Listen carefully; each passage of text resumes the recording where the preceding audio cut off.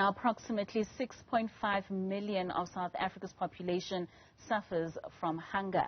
This is according to a study conducted by the University of Pretoria.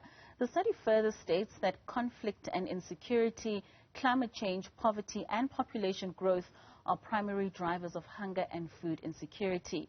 Let's unpack this further as we commemorate World Hunger Day. I'm joined by Dr. Adrino Mazenda, the senior researcher at the School of Public Management and Administration at the University of Pretoria. Now, Dr. Mazenda, thank you so much for joining us. 1 in 5 people in Africa face hunger, while 11% of the South African population face food insecurity. We know that poverty is a fundamental factor affecting food insecurity. Which other contributing factors did you find in your study?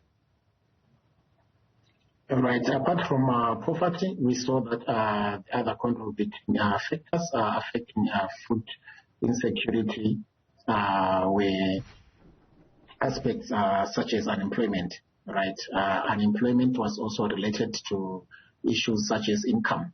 Right. So these are some of the critical aspects that we found to have a determination effect on poverty. Right. And also, I think on the study, we also went on to investigate. It was we're drawing from a quality of life survey, which was done by the city of Johannesburg, which was done by the FIDS, right, on the quality of life in the Gauteng city region.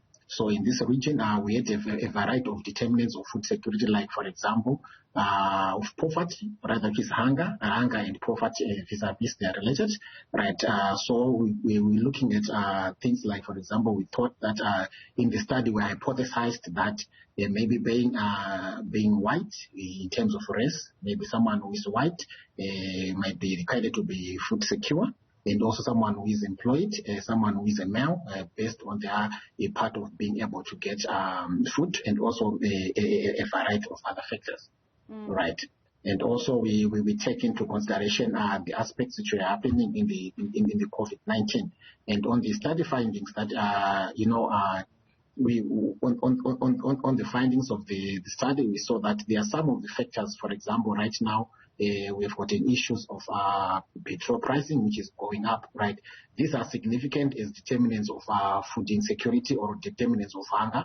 But sometimes when we did the study, these were still dormant, but they were still in there. So sometimes the severity matters. So sometimes when you do these studies, you can see that there are some factors which still affect poverty or hunger in a community, but these factors, their significance is a little, it affects maybe a small number of people, or even if to say something like that. But now, speaking of that, the Gauteng province is the richest of South Africa's 9 provinces on economic performance. But about 35% of that population is food insecure. This is quite an alarming number. How dire is the situation then for less economic provinces? Yeah, the situation is dire because right now we are looking at where we are coming from with COVID-19, the pandemic, right? And we look at our people, they have lost employment, right? And it's actually difficult to get back to employ, to get work, right? So the situation there it's dire. It's dire actually, and actually it's affecting mostly the poor. And also the other critical aspect that is happening, you see, like these provinces that we have, which are equivalent Johannesburg and City of Tshwane, you can see that there is a lot of influx of, let's say, local migrants, right? Like, for example, like other provinces which are a little bit poor, they now come and they are in these municipalities, right? And a bit of international migration, right? So you can see that all those kind of aspects now they might put a bit of pressure on the resources and also on income. But at the end of the day, you can see that usually the people who are in the lowest, they are the ones with the lowest income bracket. Below the poverty line, which is most like 800 rands, about $62, are the ones who are actually suffering. So I think close to about 35%, about 25% in all the municipalities, right? And this can be refuted because when we did, right, I did this study of all the city, Johannesburg, the Gauteng city region, There is also a study that we did with Dr. Mshanyama, right, where we published an article in the Journal of Hunger and Environmental Nutrition, whereby we're looking at dietary diversity in the city of Tshwane.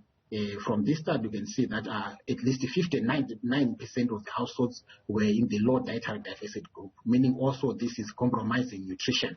Right, and also on a study which was done by Rudolph around 2021, they even found that about 60% of the households, which was about which was done in the city of Johannesburg, they are food insecure, and also mostly about close to 50% to 35% also from a study which was done in Ekurhuleni, they were food insecure. So you can see that the overall figure also points to what is happening, and especially if you look at the studies which were done by in the Ekurhuleni or even in the city of Tshwane, you can see that mostly these are food insecure regions. Is concentrated in the Black Township areas, right? These are the populous areas, right?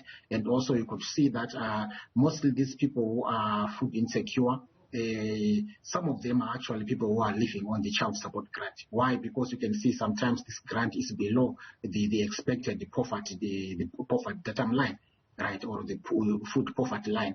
And also, even though the government have been trying to help people with these grants, at least 350, these ESRP grants also, which was introduced by government in 2020 to cushion against COVID-19 and other initiatives, you can see that actually it is not doing enough to help. So at least there is a dire consequence which need a bit of a policy intervention.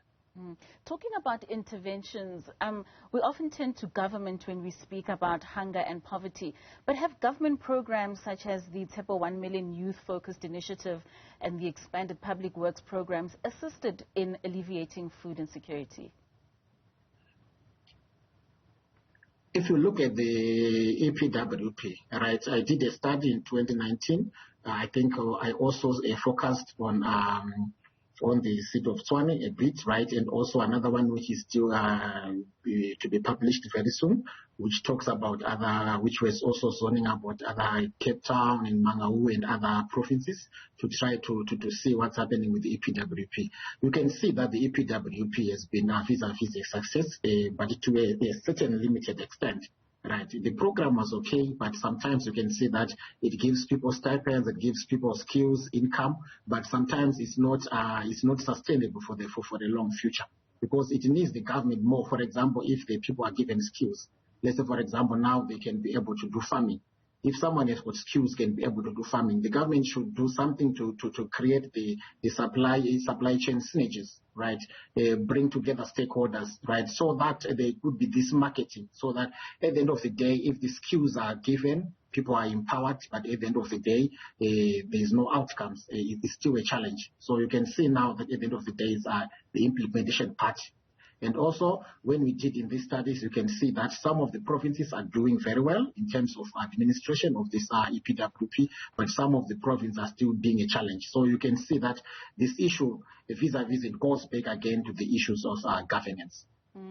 Lastly, Doc, in the document, you gave a number of recommendations of how we can alleviate food scarcity, and you spoke of promoting sustainable urban agriculture in that would reduce food insecurity. But what investments do you believe need to be made from both public and private sectors, as well as the communities themselves, in order to ensure that this urban agriculture actually comes into fruition and for people to be able to sustain themselves in that way? Right, in terms of the smart urban agriculture, right, this is quite interesting, because I'm thinking of a study that I'm actually working on right now, the funding phase, where we are looking at also the smart agriculture practices in the Gauteng city region. Then also we are going to be benchmarking around the world and see how we can improve. So when we are doing the preliminary of writing out the proposals and stuff, I could find that what is happening actually to be able to improve these smart urban agriculture practices, it should start with the household. You see these backyard gardens. people have got backyard gardens. They can try to do those backyard gardens. Like, for example, myself, I could say my back, I could take some crates, then I could just take pot soil, then I could be able to sustain. It's possible to sustain households, because most of the time what made the food insecurity to be the crisis more is this issue of people they buy. So the issue is about more income. So as we do this smart ag and agriculture, like we do a bit of a vegetable, where we can do even intercropping there at the backyard, and also we can do those within the streets, right? So the municipality can also foster such initiatives, and also we can have stakeholders. I think there are many funders who are willing proponents of the smart agriculture practices, because everyone is going smart.